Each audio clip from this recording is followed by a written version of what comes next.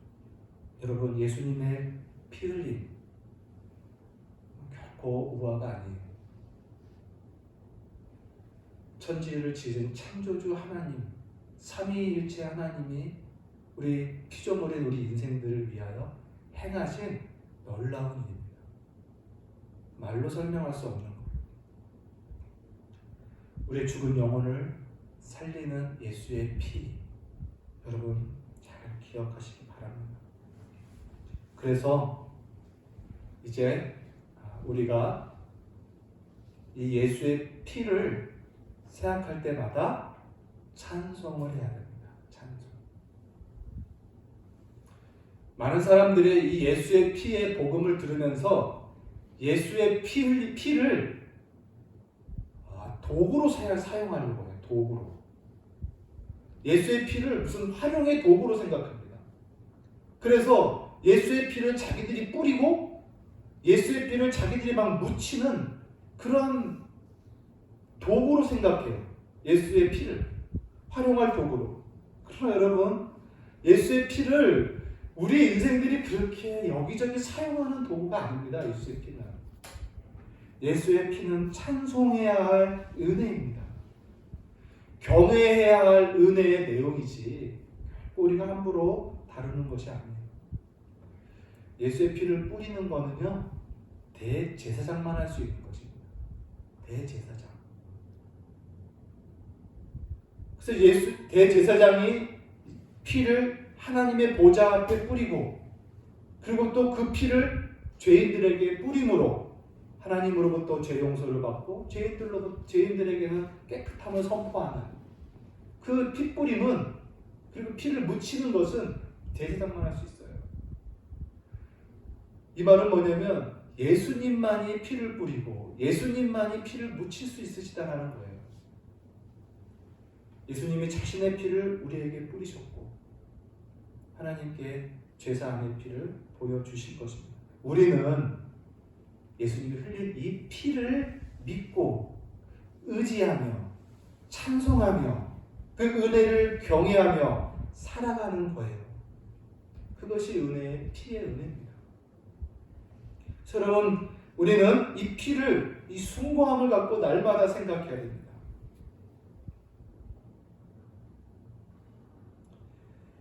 저와 여러분 안에 이 피에 대한 진실한 믿음이 간절히 있기를 바랍니다.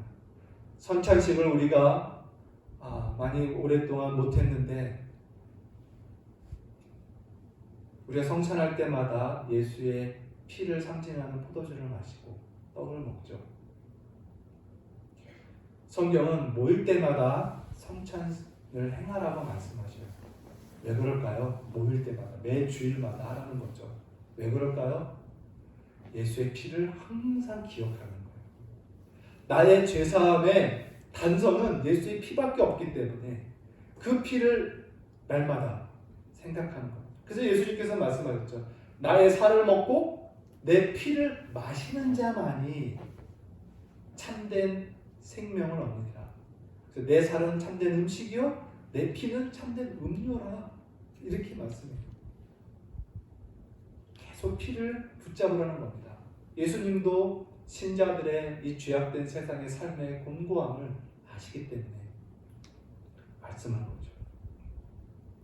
사랑하는 성도 여러분, 오늘 말씀 그의 피로 말미암아 우리가 죄사함을 받았다라는 이 진리의 말씀을 굳게 붙잡고 오늘 이후로 여러분 예수의 피를 기억하시고 찬송하시고 붙잡으십시오. 그 어떠한 정죄와 그 어떠한 죄책감에서 빠지지 말고 거기에 사로잡혀 은혜를 잃어버리지 말고 나 같은 죄인 살리시 성부와 성자께서 행하신 그 보혈, 그걸 생각하며 나의 어떠함이 아닌 하나님의 은혜와 큰 사랑에 힘입어 다시 한번 은혜의 삶을 살아갈 수 있는 것입니다. 그럼 말씀을 맺습니다. 오늘 8절에 이렇게 말씀하죠. 이는 그가 모든 지혜와 총명을 우리에게 넘치게 하사. 여러분, 하나님께서 이러한 복음의 내용들, 구속의 내용, 죄사함의 내용, 피 흘림, 이런 내용들을 알게 하는, 알고 수용하게 하는 이 모든 이 지혜와 총명을 우리에게 주셨다는 거예요. 여러분, 교회 밖에 나가서 이 죄사함과 피 흘림의 이야기를 해보세요. 어느 누가 그걸 수용하겠습니까? 예수님을 거부했던 유대인들처럼 저 말 너무 어렵다, 우리 보고 살과 피를 먹으란다 하면서 심지어 제자들까지도 다 떠났다. 그렇게 우습고 어리석은 말로 여길 거예요. 그러나 우리는 이 말씀을 두려움과 떨림으로 듣습니다. 우리의 죄사함이 예수의 피로 된 것이라는 이 말씀을 이해하고 수용합니다. 두렵고 경외심으로 받습니다. 이것이 8절에 나와 있는 모든 지혜와 총명을 우리에게 주신 것입니다. 증거입니다. 이 복음을 이해할 수 있는 지혜와 총명을 주님이 주셨다는 거예요. 이 지혜와 총명을 받은 사랑하는 성도 여러분, 이 말씀을, 이 비밀한 은혜들을 굳게 붙잡고 살아계시기를 바랍니다. 말씀을 맺습니다. 하나님께서 그리스도 안에서 계획한, 그리스도 안에서 주시고자 하는, 그리스도 안에서 우리를 어떻게 사랑하시며 우리를 어떻게 이 모든 복을 통로로 주시고자 하는 이 모든 말씀들을 우리는 들었습니다. 그리스도 예수 안에서 우리에게 거저 주시는 이 은혜를 여러분께 붙잡고, 또한 예수의 피, 죄사함의 분명한 단서, 확신이 되는 이 예수의 피를 우리가 잊지 말고 항상 기억함으로 사단이 주는 모든 괴계에서 여러분 이기고 승리하고 자유케 되는 귀한 성도 되시기를 바랍니다. 그리고 이 피를 찬송하고 믿고 의지하는 힘있게 살아가는 귀한 성도 되시기를 바랍니다. 우리 모두한 우리 가슴에 예수의 피의 뜨거움이 항상 기억되기를 주의 이름으로 간절히 소원합니다. 기도하겠습니다.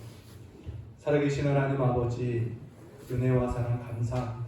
우리의 연약과 우리의 참으로 부족함을 아시는 우리 하나님, 그러나 우리의 연약과 부족함보다 훨씬 뛰어나고 높으신 우리 주 예수 그리스도의 피 흘리심의 그 은혜를 오늘 말씀을 통해서 붙잡습니다. 하나님 아버지, 우리가 이미 이겼고 승리한 이 죄사함의 확신을 우리 사랑하는 성도들 잊어버리지 말게 하여 주시고, 하나님이 높이 계신가 같이 이 죄사함의 분명한 확신도 높음을 알고 의심하며 두려워하지 않는 귀하고 복된 성도들 다 되게 하여 주옵소서. 예수님의 이름으로 감사하며 기도합니다. 아멘.